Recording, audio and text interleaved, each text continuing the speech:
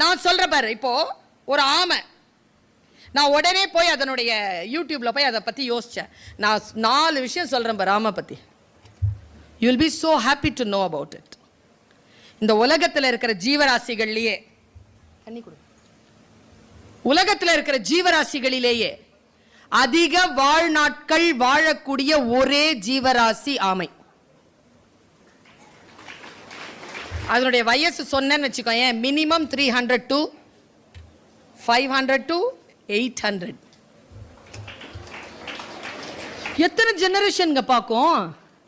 நம்ம தாத்தாவை பார்த்துருக்கோம், அதுக்கு அப்பனை பார்த்துருக்கோம், அவங்க அப்பாவை பார்த்துருக்கோம், அதுக்கு முப்பாட்டனை பார்த்துருக்கோம். 800 வருஷமாங்க. இன்னொரு விஷயம் சொன்னா நீ ரொம்ப ஆச்சரியப்பட்டு போவ.